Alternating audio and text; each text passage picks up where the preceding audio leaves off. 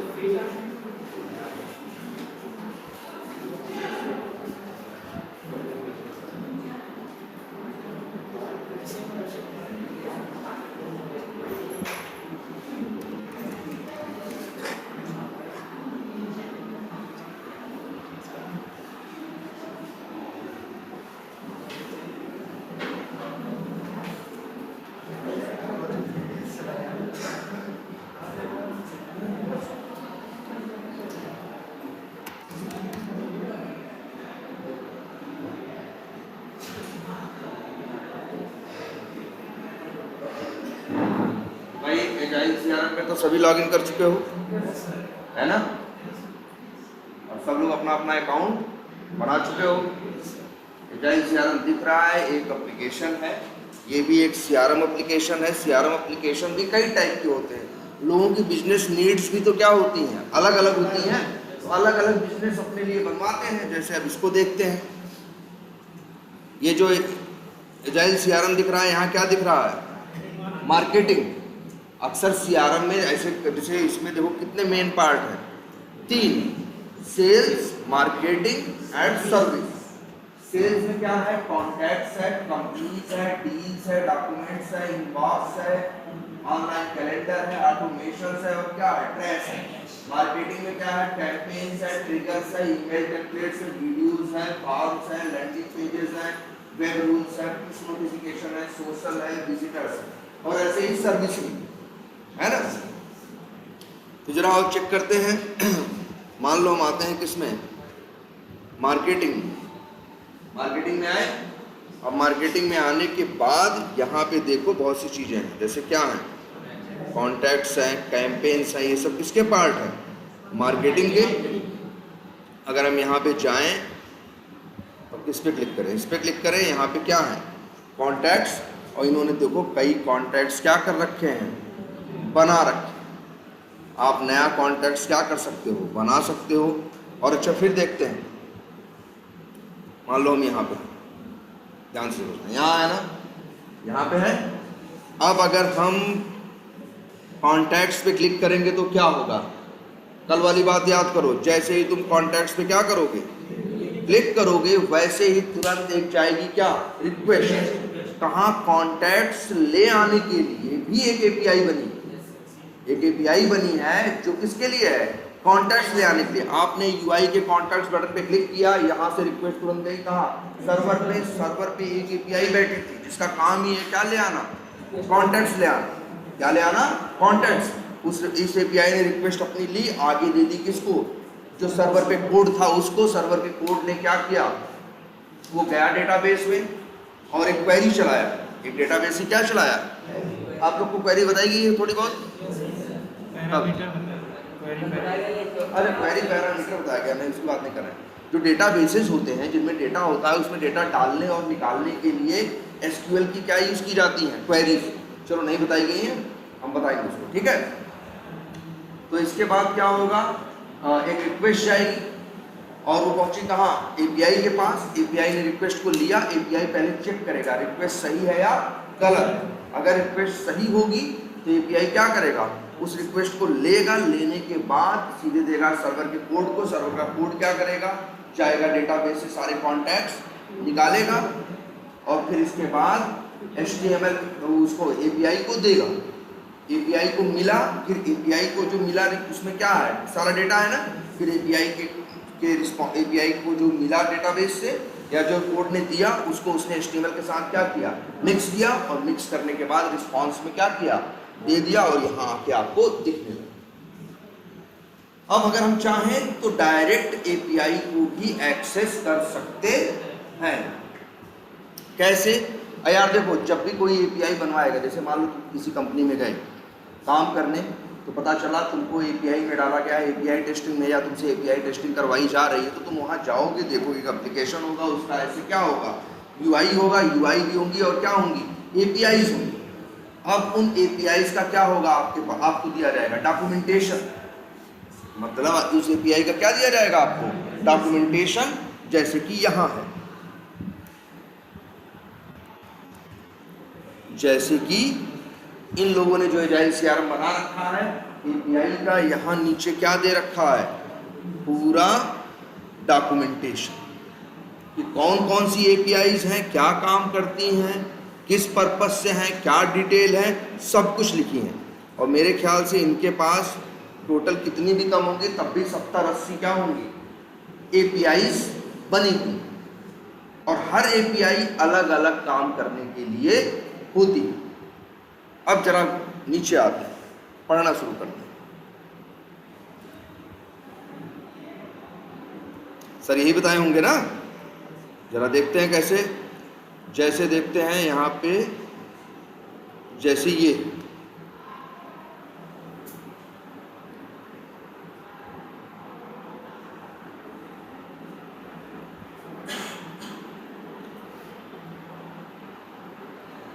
एक एपीआई है। अच्छा, मान लो कोई एपीआई है, एपीआई कहाँ होती है, सर्वर पे होती है, तो कोई ऐसा नहीं, तो सर्वर पे कोई भी एपीआई होगी, हर एपीआई के पास एक चीज होती है, क्या, एपीआई का यूआरएल। क्या होता है, एपीआई का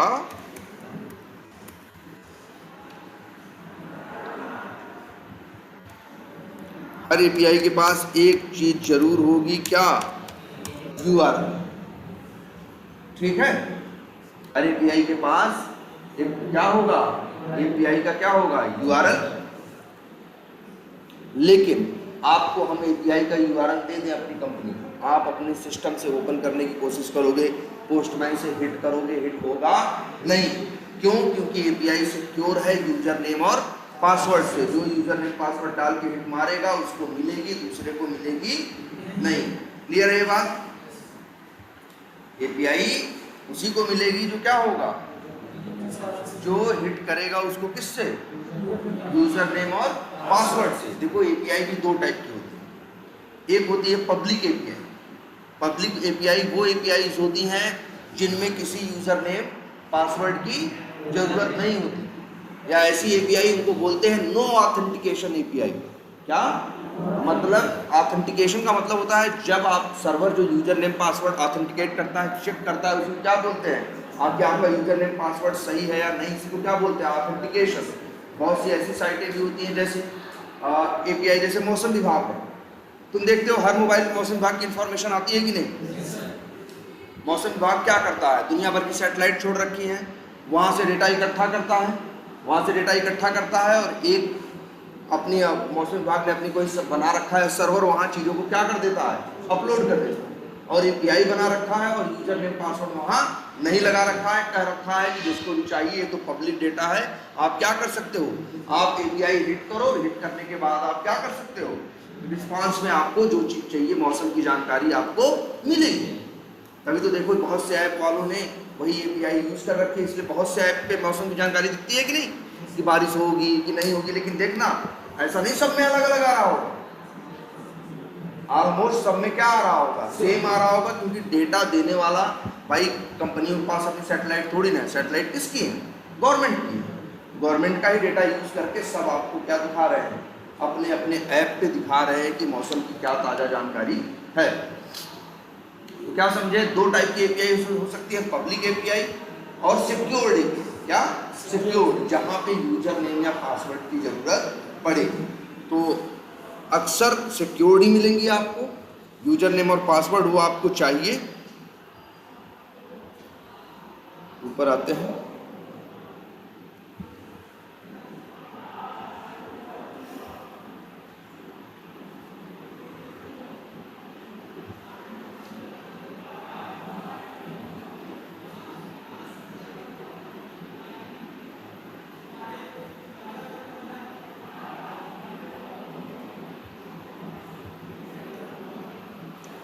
यहाँ से शुरू हो रही है। ये इनकी पहली एपीआई है, नाम दिया है इन्होंने क्या, लिस्टिंग कॉन्टैक्ट्स। इस एपीआई का काम है जो भी कॉन्टैक्ट्स बने हैं इनको लेके आना। ठीक है, जब तुम कॉन्टैक्ट्स पे क्लिक करते हो ना तो यही एपीआई हिट होती है जो तुम्हारे लिए कॉन्टैक्ट्स लेके आती है। और यही नीचे लिखा हुआ है क्या, dev/api/contacts। देखो पहले तो ये देखो, मेरा ये जो एप्लीकेशन है, जरा ये भी समझो।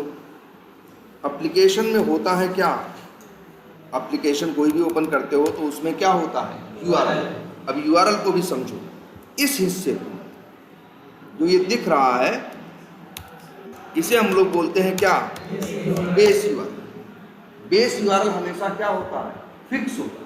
बेस यूआरएल हमेशा क्या होगा, कोई भी एपीआई, जैसे इस कंपनी ने इस एजाइल सीआरएम पे जो भी एपीआई आप हिट करना चाहोगे, बेस यूआरएल सब में क्या होगा, फिक्स होगा। जैसे इसमें account.ebs.ejailcrm.com। ठीक है, ये तो हो गया आपका क्या, बेस यूआरएल। तो जब भी आपको एपीआई कोई हिट करनी है, अब यहाँ डिटेल पढ़ते हैं क्या और लिखा है इसके बारे में। देखो बता भी रहा है, मेथड का नाम क्या है, गेट। मतलब इस एपीआई में जो मेथड चले, अब ये भी याद रख लेना, गेट है डेटा ले आने के लिए, हम डेटा ले ही तो आना चाहते हैं, इसीलिए एपीआई के मेथड का नाम क्या है, गेट। और देखो यहाँ देखो डिटेल भी लिखी है, returns list of contacts in domain which are ordered by creation time.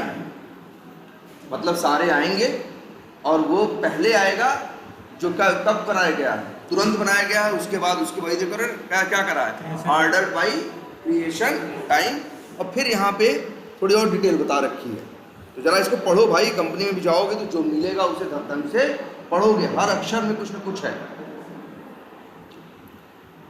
और यहाँ एक चीज लिखी है क्या, यूजिंग कर्ल, CURL लिखा है ना, कर्ल लिखा हुआ है। तो हाँ, तो एक चीज ये भी है, कई बार कंपनी में जाओगे तो जैसे ये पूरी कहानी लिख के दिए है ना, कहानी नहीं लिखी होगी, सीधे यही पकड़ा देंगे क्या, हर एपीआई की पकड़ा देंगे क्या, कर्ल। और कर्ल में भी सारी बात छुपी हुई है। देखो कर्ल में यूआरएल क्या है, HTTPS जो डोमेन है, डोमेन का मतलब है क्या, वही इनका जो था pawankumar.ebs.ejailcrm.com। और इसके बाद जो ejailcrm.com, इसके बाद ये क्या है, डेव एपीआई और क्या है, कॉन्टैक्ट्स। मतलब अगर हमें ये भी मिल जाए, पूरी जो कहानी लिखी है ना भी जाए, तब भी हमें कोई तकलीफ नहीं है। हमें सिर्फ इतना भी मिल जाए तो हम तब भी काम कर सकते हैं। बहुत जगह जाओगे तो सिर्फ कर्ल पाओगे, और कर्ल में बहुत कुछ छुपा हुआ है। अभी देखते हैं, तो ये है उसका क्या, यूआरएल। हम लोग काम कैसे करते हैं यार, हम लोग यहाँ ओपन करते हैं, जैसे ये नाम नहीं रखेंगे, इसे कर दो, इसे करो क्या, डिलीट।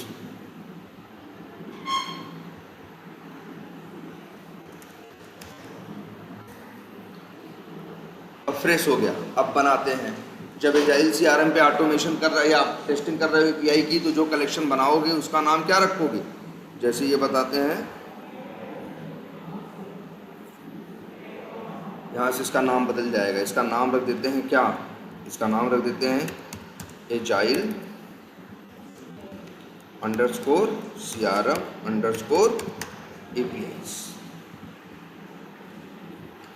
बन गया एक कलेक्शन। अब कलेक्शन के अंदर आएंगे, देखो एपीआई को भेजनी है रिक्वेस्ट और लेना है रिस्पांस, इसीलिए हम लोग बोलते भी हैं क्या, एपीआई से क्या, एपीआई को क्या भेज रहे हैं, रिक्वेस्ट। तभी यहाँ देखो एक ऑप्शन आ रहा है क्या, ऐड रिक्वेस्ट। अब हम ऐड रिक्वेस्ट पे क्या करेंगे, क्लिक करेंगे। अब हमारे पास ऑप्शन है, हम क्या कर सकते हैं, यहाँ हम बताएंगे एपीआई का मेथड। तो जो हमें यूज करना है उसके मेथड का नाम क्या है, गेट। वहां भी लिखा था, कर्ल में भी छुपी होगी ये बात, कहीं लिखा है,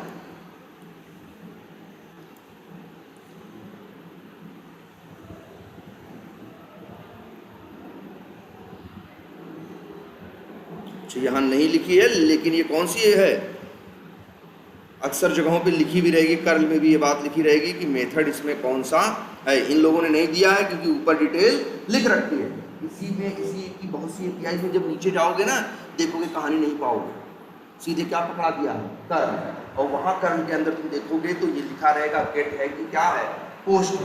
जो हम यूज करने वाले हैं 1.1 है ना,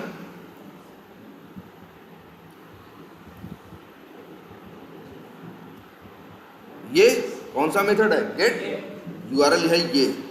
तो यूआरएल क्या डालना है भाई हमको यहाँ पे, ये यूआरएल नहीं है पूरा मेरे भाई, ये भी तो जोड़ोगे शुरू में ना, ये देखो। तो ये हो गया उसका पूरा क्या यूआरएल। अब इसमें यूआरएल में भी जान लो क्या बोलते हैं किसको, जैसे यही है ना, तो मेरे भाई इतना हिस्सा क्या है, ये है कहाँ तक, यहाँ तक है क्या, बेस यूआरएल। और इसके बाद .com.in जो है, इसके बाद जो हिस्सा है, हाँ इसको ऐसे बनाते हैं, ये इसको बोलते हैं क्या, एंड पॉइंट। क्या बोलते हैं, एंड पॉइंट। समझ में आ गया, पकड़ लोगे क्या बेस यूआरएल है और क्या एंड पॉइंट है। कई बार कहेंगे तुमसे कंपनी में, कहेंगे यार हाँ उसको देखो टेस्ट कर दो, उसके एंड पॉइंट ये है। अब तुम्हारी ड्यूटी है कि एंड पॉइंट में बेस यूआरएल क्या करना, जोड़ दो। अब ये बना दिए। अब इसके बाद ऑप्शन किसका आया, अब हम यहाँ से रिक्वेस्ट क्या कर सकते हैं, सेंड कर सकते हैं। सेंड करेंगे, अब आ गया 401 अनएथराइज्ड। ये क्यों आया, क्योंकि हमने यूजर नेम पासवर्ड डाला नहीं है। यूआरएल सही था, गया हिट किया होगा, एपीआई पहले चेक किया होगा भैया तुम रिक्वेस्ट भेजने लायक हो भी कि नहीं हो। कोई यूजर नेम कोई पासवर्ड नहीं, सीधे रिस्पॉन्स दे दिया होगा, आगे बात नहीं, सर्वर तक बात नहीं पहुंचाया होगा, वहीं से जवाब दे दिया होगा कि भैया तुम्हारा यूजर नेम क्या है, तुमने यूजर नेम पासवर्ड या तो गलत है या कुछ भी है, लेकिन है सही नहीं है। इसीलिए यहाँ पे एक चीज मिलती है क्या, ऑथ। ऑथ में आपको बताना होगा कि ऑथेंटिकेशन कैसे करना है। अब यहाँ अगर हम आएंगे और हम जोड़ सकते हैं क्या, यूजर नेम और पासवर्ड। तो अब क्या लिखे ऑथ में यार, इनहेरिटेड फ्रॉम ऑथ। अब देख रहे हो यहाँ बहुत कुछ ऑप्शन आ रहा है। तो ऑथेंटिकेशन भी कई टाइप के होते हैं, आगे दिखाएंगे। जैसे जो हम लोग यूज कर रहे हैं यूजर नेम और पासवर्ड वाला, उसको बोलते हैं क्या मालूम है, उसको बोलते हैं बेसिक ऑथेंटिकेशन। क्या बोलते हैं, बेसिक।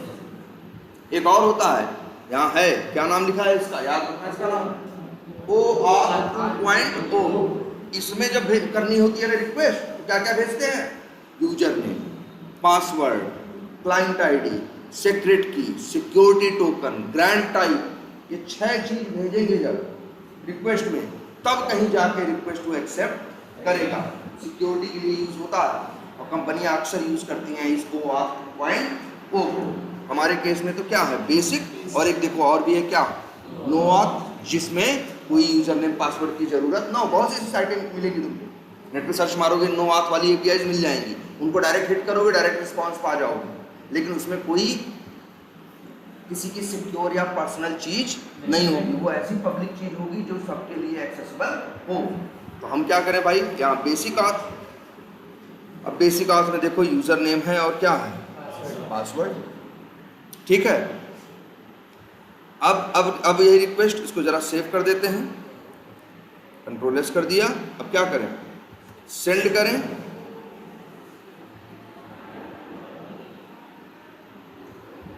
ये देखो सबसे पहले नीचे दिख रहा है क्या, 200 ओके। ये पहला साइन है कि मेरी रिक्वेस्ट गई और सक्सेसफुली रिस्पॉन्स लेके आई है, तभी 200 आया है, अदरवाइज 200 आता नहीं। पहले देखो 401 आया ना, 200 वाली जो सीरीज है वो सक्सेस की सीरीज है। ठीक है। अब देखो अभी और कुछ नहीं दिख रहा है, और यहाँ क्या दिख रहा है, बॉडी, क्लिक करो।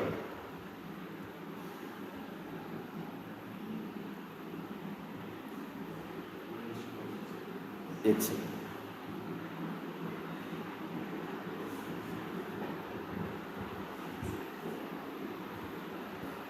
ये तो टेस्ट रिजल्ट है।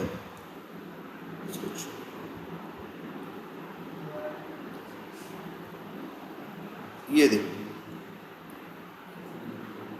ये देखो, ये पूरे ये डिटेल आई है कितने लाइन की, 1526 लाइन की। यहाँ से चाहे तो क्या कर सकते हैं, कॉपी कर सकते हैं, और कॉपी करके चाहो तो डेटा ये इसी में सारे कॉन्टैक्ट्स हैं जितने इन्होंने बनाए होंगे 15-20, उनकी सारी डिटेल है इसी के अंदर।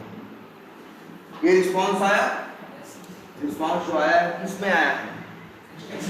ये XML। ये क्या है? देखो अक्सर जो रिक्वेस्ट और रिस्पॉन्स, रिक्वेस्ट भेजोगे और रिस्पॉन्स पाओगे तो जो अच्छा इसमें तो रिक्वेस्ट नहीं है, लेकिन सर ने शायद तुम लोग को दिखाया हो वो करके, कॉन्टैक्ट क्रिएट करके दिखाया है कि नहीं? अभी नहीं, अभी नहीं कराया। कोई पोस्ट रिक्वेस्ट सर ने भेजी है, जब पोस्ट भेजे होंगे तो वहां गए होंगे, याद करो कहाँ गए होंगे तुम लोग? बॉडी में। और बॉडी में जेसन भेजे थे क्या? कुछ भेजे थे और इसके बाद रिक्वेस्ट भेजे थे ना, तब यहां से डेटा कहाँ गया था? सर्वर में। समझ रहे हो? एपीआई की तो एपीआई में जो हम लोग ये रिक्वेस्ट और रिस्पांस लेते और देते हैं, जो रिक्वेस्ट में भेजते हैं और जो रिस्पांस में लेते हैं, वो डेटा किसी न किसी फॉर्मेट में होता है। और जो सबसे ज़्यादा 2 फॉर्मेट चलते हैं वो हैं तुम्हारे कौन? एक XML और एक जेसन, कभी कभी CSV, कभी कभी HTML, कभी कभी टेक्स्ट फाइल। 5 तरह से रिक्वेस्ट और 5 तरीके हो सकते हैं रिस्पांस, मतलब 5 तरीके से तुम्हें रिस्पांस मिल सकता है। XML में भी मिल सकता है, जेसन में, इसमें। अब ऐसा नहीं तुम्हारे मनमर्जी से नहीं मिलेगा। अरे जो बनाया होगा डेवलपर वही पाओगे ना। अगर डेवलपर सिर्फ जेसन में दे रहा है तो सिर्फ जेसन में पाओगे, सिर्फ XML में दे रहा है तो सिर्फ XML में पाओगे। बहुत से डेवलपर ऐसा करते हैं कि जो रिस्पांस देता है उसको दोनों में बना देते हैं और तुमसे कहते हैं तुम्हें किसमें चाहिए, तुम ये बताओ, जेसन में कि XML में। तब तुम बता सकते हो कि तुम्हें किसमें चाहिए और किसमें नहीं चाहिए। जैसे अब ये है, क्लियर?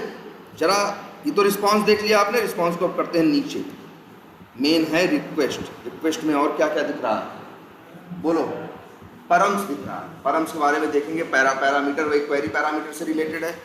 और आप तो जानते हो क्या है? यूजर नेम और पासवर्ड। और क्या है? हेडर्स। ठीक है। हेडर्स ये बताता है कि जो रिक्वेस्ट भेज रहे हैं उसके बारे में अगर और डिटेल कुछ भेजनी है तो वो हम कहाँ से भेजते हैं? हेडर से। हेडर में जैसे क्या है? ऑथराइजेशन है, कैसे कंट्रोल है, होस्ट है, ये सब कुछ सब छोड़ो। बड़े काम की चीज है कौन तुम्हारे लिए यहाँ पे? एक्सेप्ट। एक्सेप्ट में लिखा था */*, तभी किसमें पाए? अब वो उसकी मर्जी जिसमें भेजी, और बाय डिफॉल्ट वो रिस्पॉन्स किसमें भेज रहा है? XML में। अगर हम यहीं आए,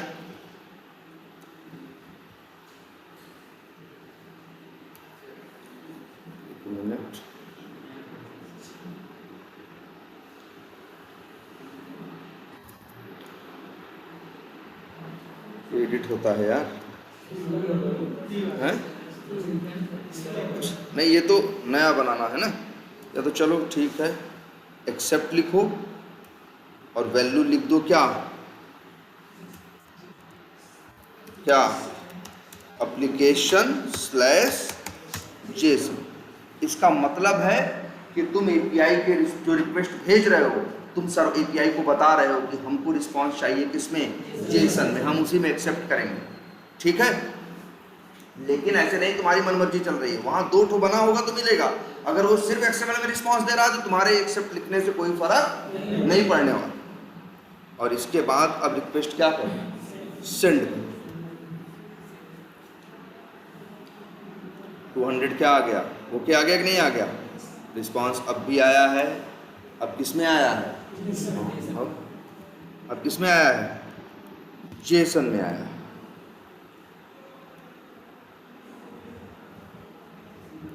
अब रिस्पांस किस में आया है? जेसन में आया है। ठीक है। जेसन और XML क्या है पहले ये भी तो सोच लो। XML क्या है? डेटा रखने का क्या है? एक फॉर्मेट है। डेटा रखने का एक क्या है? फॉर्मेट है। जब प्रोग्रामर्स में को डेटा यूज करना था तो डेटा रखने के लिए उन लोगों ने कुछ क्या बनाए? फॉर्मेट बनाए। उसमें से एक फॉर्मेट था कौन सा? XML, जो किस में चलता था? टैग में याद करो, ऐसा कुछ कहीं देखा है? HTML, XML पहले आई थी, बाद में XML के कंसेप्ट को कॉपी करके उन लोगों ने क्या बनाया है? HTML। जो सर्वर से आता है वो भी तो डेटा ही होता है, तो डेटा भेजने का एक तरीका है, उसको क्या बोलते हैं? XML। लेकिन XML जो है थोड़ा कॉम्प्लिकेटेड दिखता है कि नहीं? पहली चीज, XML थोड़ा स्लो भी होता है, थोड़ा। अब इसी बात के लिए कुछ इंजीनियर्स ने एक नया फॉर्मेट डेटा रखने का बनाया है, जिसे क्या बताया? JSON, जिसका मतलब है JavaScript object notation. JavaScript object notation तुम्हारी आंख के सामने है ये। इसमें डेटा थोड़ा ज्यादा क्लियर दिखता है और ये कर्ली ब्रैकेट में चलता है ना? कर्ली ब्रेसेस पे स्टार्ट होगा, कर्ली ब्रेसेस पे क्या होगा? एंड होगा, स्क्वायर ब्रैकेट भी होता है, इस तरह से डेटा। ये डेटा पढ़ना समझना थोड़ा हमें क्या लगता है? आसान लगता है, पहली चीज। और दूसरी चीज ये क्या होती है? फास्ट होती है। अच्छा, ये भी सवाल उठता है कि आखिर यही दो क्यों चुने? आखिर यही दो क्यों चुने गए? JSON और XML। पहली बात, अच्छा देखो, सोचो, बहुत साधारण है ना, एक फॉर्मेट ही तो है डेटा रखने का। जैसे ऐसे है, मान लो इसी क्लास का हमें डेटा रखना हो, कैसे रखेंगे बताओ? मेरे पास 2-3 बार यहीं अटेंडेंस लगानी हो या यहीं के बच्चों की सारी इंफॉर्मेशन रखनी हो, तो मेरे पास क्या तरीका है? एक है कि हम डेटा रखें कहाँ? एक्सेल में। किसमें रखें? एक्सेल में। लेकिन अगर एक्सेल में डेटा रखेंगे तो उसके लिए, उसको पढ़ने के लिए, देखने के लिए, समझने के लिए हमें MS ऑफिस नाम का कोई सॉफ्टवेयर चाहिए होगा कि नहीं चाहिए होगा? तो वो भाई उस पर डिपेंडेंसी है ना, उसके लिए हमें अलग से पैसा खर्च करना पड़ेगा। MS ऑफिस का क्या लेना पड़ेगा? लाइसेंस लेना पड़ेगा, है ना? तो डेटा एक एक्सेल में भी रखा जा सकता है, और डेटा रखा जा सकता है। एक फॉर्मेट और दिखाते तुमको, पहले देख लो। एक नोटपैड खोला, यहाँ लिखा क्या? फर्स्ट नेम कामा क्या? लास्ट नेम कामा, मान लो लिख दिया क्या? एड्रेस, फोन नंबर, है ना, सिटी, इस तरह से कर दिया कि नहीं? कहोगे सर ये डेटा कहाँ है? अब जैसे डेटा रखना शुरू किया, क्या नाम है तुम्हारा यार? अरविंद। तो यहाँ लिखा क्या?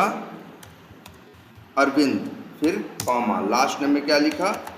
यादव। एड्रेस सपोज करो लिख दिया मछली सर, ठीक है। फोन नंबर मान लो कुछ भी लिख दिया, ठीक। और सिटी लिख दिया सपोज करो क्या? जौनपुर। ऐसे एक आदमी का डेटा हो गया। ऐसे ही दूसरा डेटा रखे, तीसरा डेटा कहोगे, ऐसे डेटा भी रख सकते हो। इसको पढ़ोगे कैसे? ऐसे तो पढ़ ही सकते हो। अब इससे समझ जाओ, पहले के नीचे जो है वो क्या है? फर्स्ट नेम है। दूसरे के नीचे जो है क्या? लास्ट नेम है। तीसरे के नीचे जो है क्या? मछली सर। ऐसे देख सकते हो। और एक चीज और देखो, इसको अगर हम कर दें क्या? सेव। नाम क्या दें इसका? मान लो रख देते हैं क्या नाम? डेटा। और इसके बाद रख देते हैं क्या? All files. ध्यान से देखना, मेन चीज क्या दे रहे हैं वहां? .json XML देखे थे ना, एक नई चीज देखो, .csv। CSV का मतलब होता है कॉमा सेपरेटेड। और सही देखो, तुम्हारा डेटा कैसे था? Comma separated. इसको सेव कर। इस डेटा की क्वालिटी क्या है मालूम है? चाहो तो नोटपैड पे खोल लो, दिख गया कि नहीं दिख गया? और चाहो तो कहाँ है ये चाहो तो MS ऑफिस या किसी एक्सेल बेस्ड सॉफ्टवेयर से भी तुम क्या कर सकते हो? इसको खोल सकते हो। देखो ये MS ऑफिस में खुलेगा, ये देखो कैसा दिख रहा है।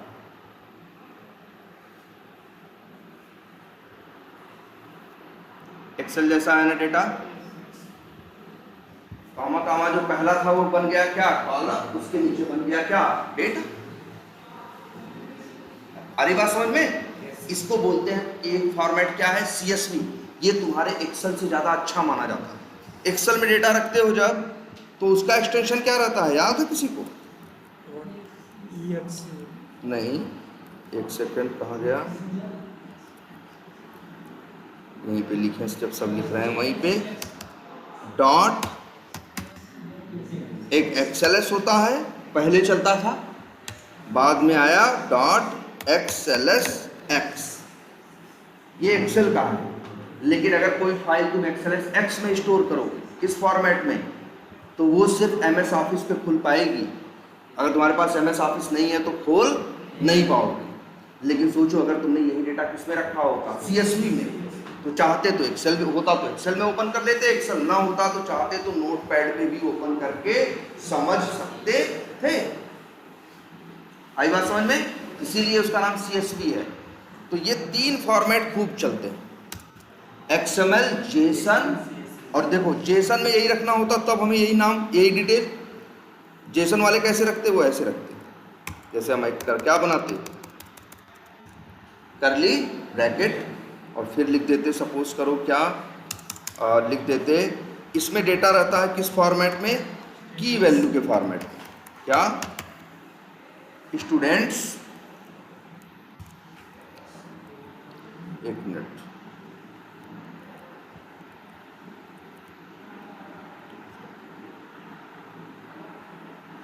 क्या है, स्टूडेंट्स, या फिर ऐसे, चलो किसी का भी रखना हो, या ऐसे रख दें, मान लो ऐसे रख दें। चलो एक स्टूडेंट तो नहीं है, कई स्टूडेंट्स है ना, एक बना दिया क्या, स्टूडेंट्स कोलन, ठीक है, और फिर इसके बाद वैल्यू में बना दिया क्या है, करली ब्रैकेट।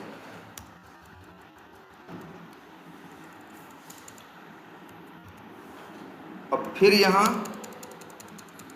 इसके अंदर सपोज करो इस तरह से कई और बना दिए, और यहां रख दिए क्या, क्या बना दिए, जैसे या ऐसे बना दें, स्टूडेंट मान लो रोल नंबर बना रहे, किसी का रोल नंबर क्या है, सपोज करो RL1 कोलन, और फिर यहाँ लिखे ऐसे क्या, फर्स्ट नेम कोलन, और जैसे लिखते हैं सपोज करो क्या, अरविंद, फिर ऐसे क्या, फिर एक क्या लगाएंगे, कामा, फिर क्या यहाँ पे रखेंगे, लास्ट नेम, फिर यहाँ पे क्या रखेंगे, कोलन, इस तरह से। ये भी डेटा रखने का एक क्या है, तरीका है।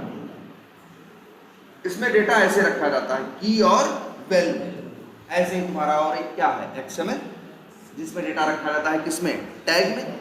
जानते हो XML, CSV और जेसन की असली ताकत क्या है?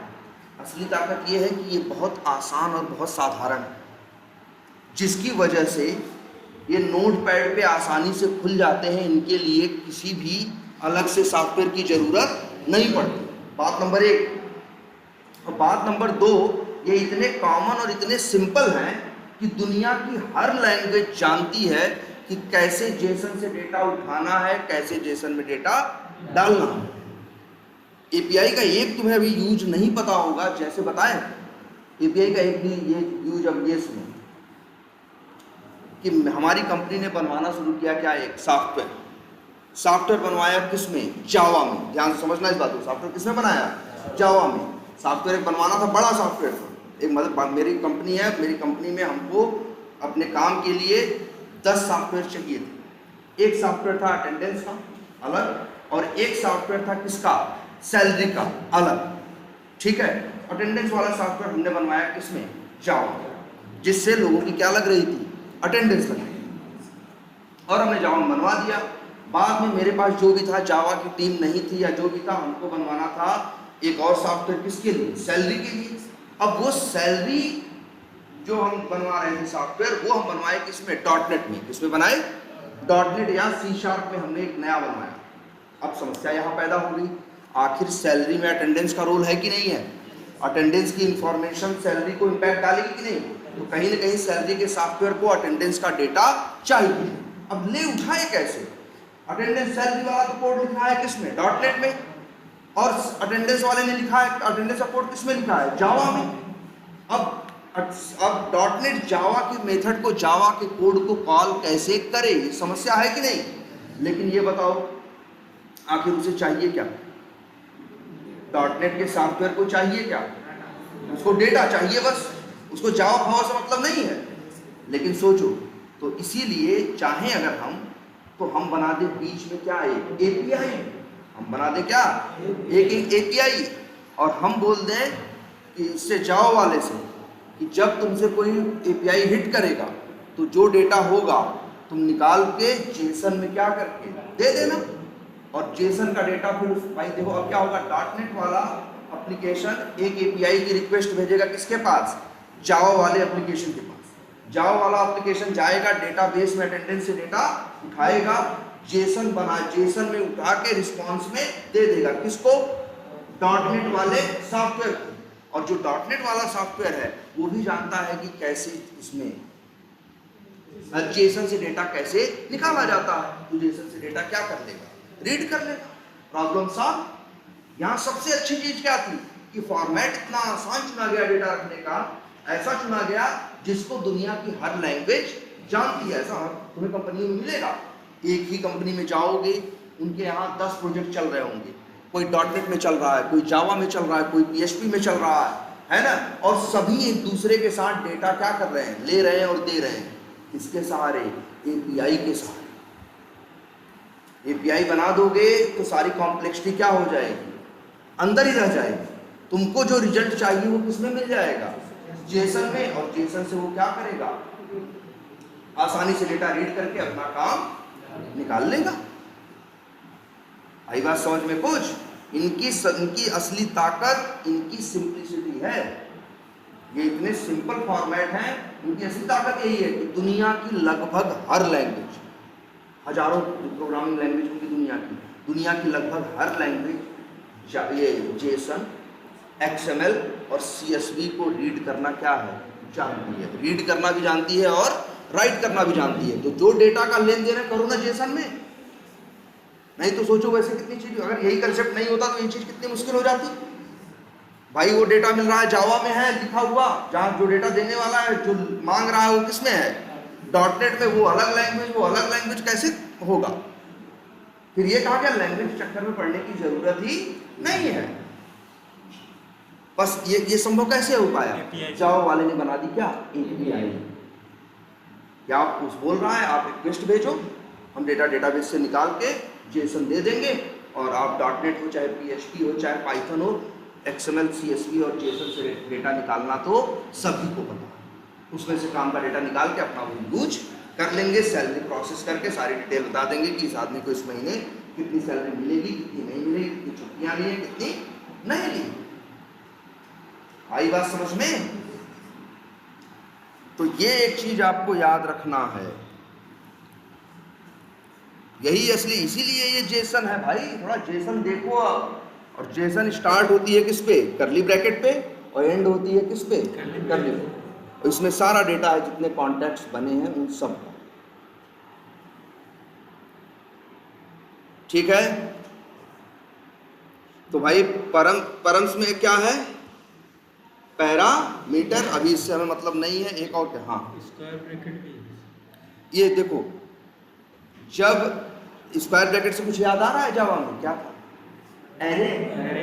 हाँ, तो जब जैसे 50 लोग का डेटा भेजना है, 50 ऑब्जेक्ट रखना है, तो तुम एरे यूज करते थे ना, वैसे ये भी 20 कॉन्टैक्ट भेज रहे हैं, तो कहाँ भेज रहे हैं, एक एरे के अंदर। स्क्वायर ब्रैकेट से समझ जाते हैं कि ये क्या है, जानते हो, हम ये जानते हैं, ये समझ जाते हैं ये जेसन का एरे है। करली ब्रैकेट से समझ जाते हैं ये जेसन का ऑब्जेक्ट है, और इससे समझ जाते हैं ये जेसन की क्या है, की है, और इससे समझ जाते हैं ये जेसन की क्या है, वैल्यू है। और कुछ नहीं है जेसन में, और कुछ नहीं है जेसन में, सिर्फ जेसन एरे है, जेसन ऑब्जेक्ट है, और की है, और वैल्यू है, कुछ नहीं। और ढूंढ के देख डालो क्या पाओगे, इसके अलावा कुछ न पाने वाले। चाहे जितनी बड़ी जेसन हो, चाहे 1500 लाइन की हो, चाहे 5000 लाइन की, लेकिन जाके अंदर देखोगे तो इसके अलावा कुछ पाओगे नहीं। आई बात समझ में।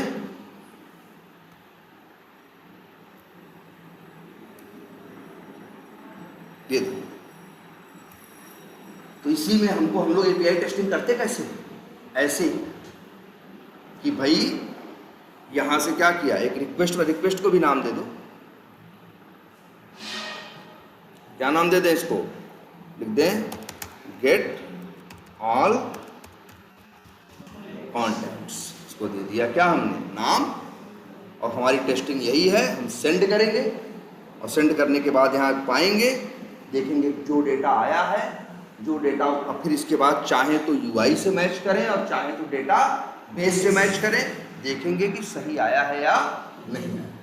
जैसे अगर वहाँ 50 कॉन्टैक्ट हैं तो यहाँ 50 आने चाहिए, यही टेस्टिंग करनी है। और वही नहीं सिर्फ 50 आने चाहिए, 50 की डिटेल भी सही होनी चाहिए, हमको देखना पड़ेगा। अच्छा, टाइप पर्सन आ रहा है कि नहीं, क्रिएटेड टाइम ये है कि नहीं है, अपडेटेड टाइम ये है कि नहीं है ना,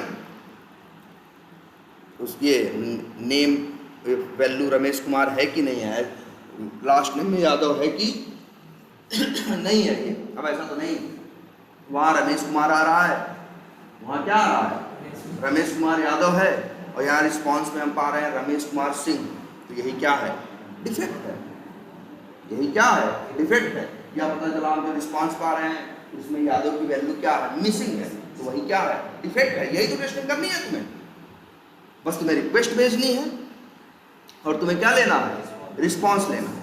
और हाँ, रिस्पॉन्स में अगर तुम्हें कभी ये बताना हो कि रिस्पॉन्स कैसा चाहिए, तो उसके लिए किसकी हेल्प लोगे, हेडर्स की। हेडर्स में बता सकते हो क्या क्या दे बताया तुमने, एक्सेप्ट ना, हम गए एक्सेप्ट में क्या लिख दिए, एप्लीकेशन स्लैश जेसन, ठीक है, हमने बता दिया। हमें अगर हम लिख दें क्या, अब किस में देगा ये, एक्सएमएल में। अगर हम लिखते हैं स्टार स्लैश स्टार, तो इसका मतलब है ना, अब उसकी मर्जी, जिसमें हो सकता है वो जेसन में भेज रहा हो तो हम जेसन में पाएंगे, एक्सएमएल भेज रहा होगा बाय डिफॉल्ट, तो मतलब एक्सेप्ट से बता सकते हो किसमें चाहिए, नहीं बताओगे तो बाय डिफॉल्ट जिसमें भेज रहा होगा भेजेगा, लेकिन तुम्हारे कहने से किसमें नहीं भेजेगा, अगर वहां बना होगा तभी, ठीक है। और अच्छा, और क्या है, बॉडी, गेट रिक्वेस्ट में बॉडी की जरूरत नहीं होती, लेकिन पोस्ट रिक्वेस्ट में बॉडी की जरूरत होती है। और ये क्या है, स्क्रिप्ट्स, ये है मेरे भाई ऑटोमेशन करने के लिए, जो हम लोग चला के हाथ से और फिर क्या कर रहे हैं, रिस्पॉन्स देख रहे हैं ना, हम उस चीज़ को चाहो तो यहाँ पे क्या कर सकते हैं, ऑटोमेट कर सकते हैं। और जिस लैंग्वेज में हम ऑटोमेट करेंगे, यहाँ पे जो लैंग्वेज चलती है वो है जावास्क्रिप्ट। और एक चीज़ क्या है, सेटिंग्स, सेटिंग्स में है कि कैसी सेटिंग है, इसकी बहुत ज़रूरत नहीं। तो समझ गए क्या क्या है यहाँ पे। अच्छा, एक और क्या है, पैराम्स, ये है पैरामीटर के लिए, क्या बताएं सर इसके बारे में। कई बार जब तुम रिक्वेस्ट भेजोगे, कई बार जब तुम रिक्वेस्ट भेजोगे तो रिक्वेस्ट के आगे एक क्वेश्चन मार्क होगा, क्या होगा, क्वेश्चन मार्क होगा। क्वेश्चन मार्क बताता है, यही यहाँ पे क्या लिखा है, अच्छा बताओ,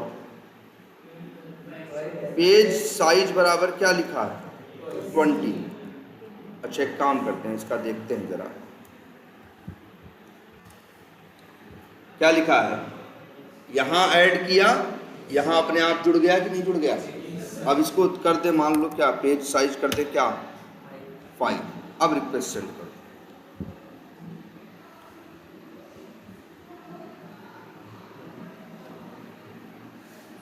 आ गया, जरा रिस्पॉन्स देखो। अरे किसमें आ रहा है यार, ये हमने वहाँ कुछ कर दिया क्या, एक्सएमएल कर दिया क्या।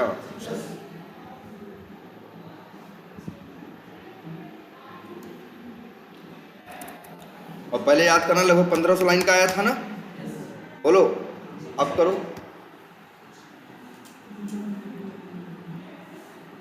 आ गया रिस्पॉन्स। अब कितने लाइन का है, क्योंकि हमने बोल दिया क्वेश्चन मार्क के बाद जो हम लगाते हैं उसी को बोलते हैं क्या, क्वेरी पैरामीटर। ये हमेशा की और वैल्यू के फॉर्मेट में होता है। जैसे हमने लिख दिया पेज साइज बराबर क्या 5, तो अब सिर्फ 5 रिकॉर्ड लेके आ। ऐसा नहीं कि दूसरे एप्लीकेशन में गए और वहां पेज साइज लिखने लगे। ये हम इसलिए लिख पा रहे हैं क्योंकि डेवलपर ने बनाया है। इसके थ्रू हम फिल्टर कर सकते हैं हमें कितने रिकॉर्ड चाहिए और कितने रिकॉर्ड। ये क्वेश्चन मार्क तुमने बहुत जगह देखा होगा, याद नहीं है तुम्हें, बस यहीं देखो है ना, बहुत जगह यूआरएल में। जैसे अच्छा यहाँ कितने आ रहे हैं, कॉन्टैक्ट्स आ रहे हैं ना। अब हम यहाँ पे जैसे या एक काम करते हैं, यहाँ फिल्टर है, या फिर जैसे फ्लिपकार्ट में भी तो अब तो शायद बदल गया है।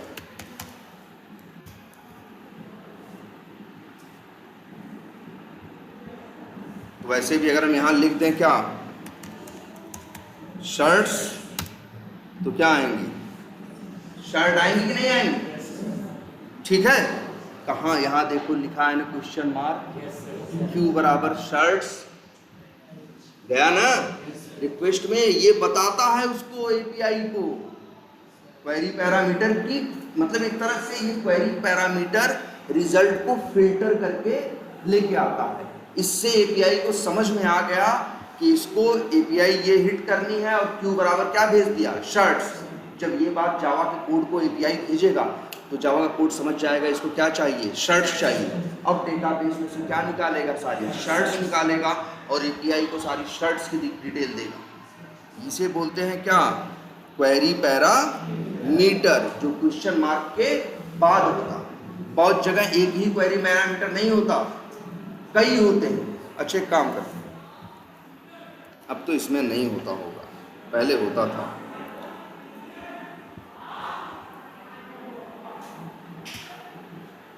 ये देखो मेरे चेक बॉक्स चेक करते ही कुछ और ऐड हो गए कि नहीं ऐड हो गए, है ना। और कहीं फिर एक क्वेश्चन मार्क लगा होगा। मेरा यहाँ तुम्हें समझाने का ये मतलब है, जैसे अब का थोड़ा फ्लिपकार्ट चेंज हो गया। पहले फ्लिपकार्ट में जब तुम लोगों ने सर्च कर दिया जैसे मोबाइल, तो क्वेश्चन मार्क क्यू इक्वल करके क्या आ जाता था यूआरएल में मोबाइल। फिर हम आए और चेक बॉक्स चेक कर दिए, किसका, ब्रांड्स थे, ब्रांड्स में चेक कर दिए क्या हम, सैमसंग और आईफोन। सैमसंग फोन सेलेक्ट कर दिया और क्या सेलेक्ट कर दिया, आईफोन। तो फट से यही यूआरएल में ही, इसी में, कहाँ पे, इसी क्वेरी पैरामीटर में जुड़ जाएंगे तुरंत ही क्या, एंड क्या, ब्रांड इक्वल्स टू क्या, Samsung, and brand equals to क्या, आईफोन।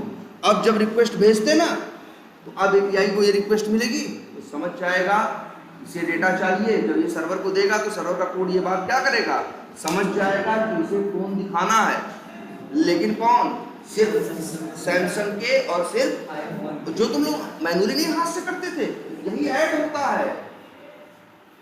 आखिर तुम यहाँ जो करते हो तुम्हें डेटा अपडेट होकर मिलता है नई रिक्वेस्ट भेजने पे, ऐसे ही होता है।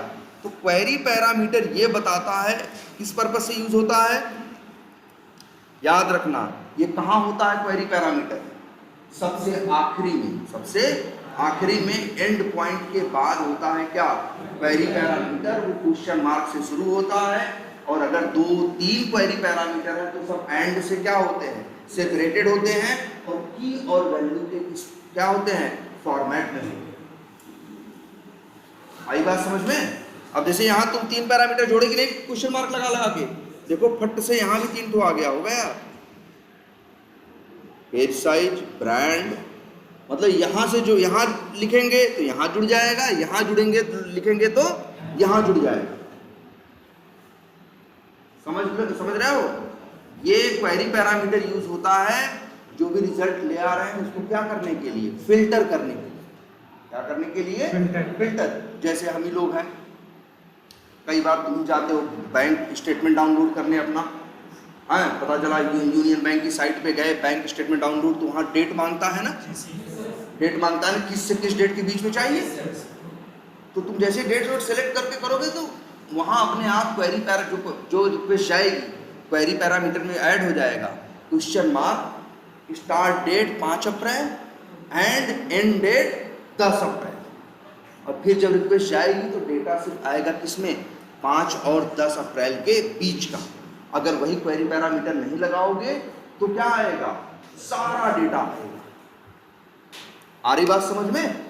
तो क्वेरी पैरामीटर इससे बड़े काम की चीज है, लेकिन कुछ भी नहीं लगा सकते। जैसे हम यहाँ कुछ भी लगा दिए है ना, अभी चलेगा थोड़ी ना, ये कहेगा क्या उल्टा सीधा लिख दिया।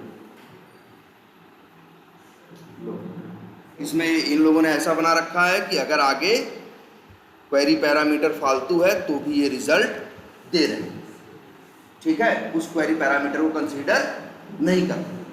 तो क्वेरी पैरामीटर का आइडिया लगा, पैरम्स में रहेगा यही क्वेरी पैरामीटर, आथ में रहेगा यूजर नेम और पासवर्ड, हेडर्स में रहेगा कि रिस्पॉन्स किसमें चाहिए। अच्छा अभी पोस्ट भी भेजे हैं सर, पोस्ट रिक्वेस्ट भेजे हैं ना, जब पोस्ट भेजे होंगे सर तो याद रखना वो जेसन में डाले थे ना, तो यार एक और चलता है कि क्या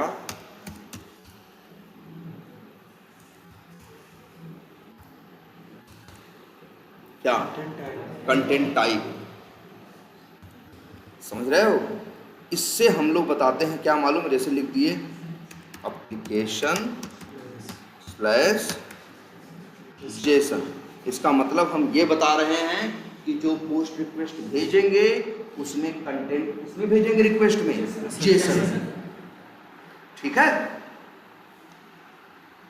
तो हेडर्स की दो चीज याद रखनी है, क्या क्या, एक्सेप्ट और कंटेंट टाइप। एक्सेप्ट का मतलब है रिस्पॉन्स किसमें मंगाना है, कंटेंट टाइप का मतलब है रिक्वेस्ट में डेटा किस फॉर्मेट में भेजना, ठीक।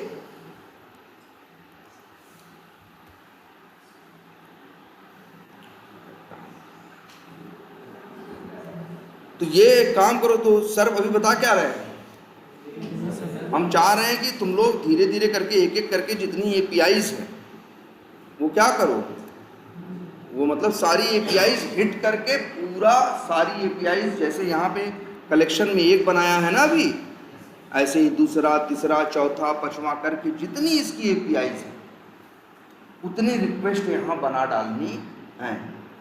हर रिक्वेस्ट को चलाना है और रिस्पॉन्स क्या करना है, चेक करना है। और यहाँ जैसा हो रहा है फिर जाके लॉगिन करके आपको कहाँ देखना है, एजाइल सीआरएम में, यहाँ पे कि नया कॉन्टैक्ट्स बनाए तो यहाँ जुड़ा कि नहीं जुड़ा, ठीक है, नया कॉन्टैक्ट्स बनाए तो यहाँ जुड़ा या नहीं जुड़ा, ठीक है। या पूरा वो जो किए, मतलब जो भी किए तुम सब कुछ यहाँ पे आके तुम्हें क्या करना है, चेक करना है। तो हमारा यही टारगेट है। तो हम एक चीज चाह रहे हैं, हम सोच रहे हैं अब आगे हम क्या पढ़ाएं, ना ना भाई जावास्क्रिप्ट ही नहीं, फ्रेमवर्क भी तो पढ़ोगे। तो अभी क्या पढ़ना है आपको, फ्रेमवर्क पढ़ना है ना। तो फ्रेमवर्क का आइडिया ले लोगे तो जावास्क्रिप्ट में भी वो आइडिया तुम्हारे क्या आएगा, काम आएगा, क्योंकि फ्रेमवर्क हर जगह क्या होता है, सेम होता है। तो लेकिन सर ये पढ़ाएं जिसका मतलब ये है कि आप लोग सारी रिक्वेस्ट चला के सारी रिस्पॉन्स आप देख लीजिए और फिर जाके एप्लीकेशन में क्या कर लीजिए, एप्लीकेशन से क्रॉस वेरीफाई करके देखिए कि ये हुआ या नहीं हुआ। जो कॉन्टैक्ट्स आए हैं वो वही आ रहे हैं जो वहाँ पे लिस्ट होके आ रहे हैं, आपको यही वेरीफाई करना है। सीआरएम का सर्वर लैपटॉप में डाउनलोड नहीं करते ना ये तुम्हारा तो नहीं है सीआरएम है, वो तो वी टाइगर है, उन लोगों ने शुरू में, आज अब जो नए वी टाइगर हैं वो भी नहीं तुम पा सकते, वो तो पुराने वर्जन्स थे कि उन लोगों ने डाल रखे थे 5.2 5.4 5.4 के बाद का कोई वर्जन तुमको मिलेगा नहीं। बाकी अगर वी टाइगर सीआरएम भी है, ऑनलाइन यूज करना है तो जाओ, उनका भी ऑनलाइन ही मिलेगा। जो जैसे लोकली हम लोग डाउनलोड करके इंस्टॉल कर लिए थे वो होगा नहीं, आपको यही इसी पे फोकस करना है, ठीक है। अरे यार एक मिनट, लेकिन हम क्या सोचे थे, तो भाई तो एक काम किया करेंगे, अब कल से हम फ्रेमवर्क ही पढ़ाएंगे।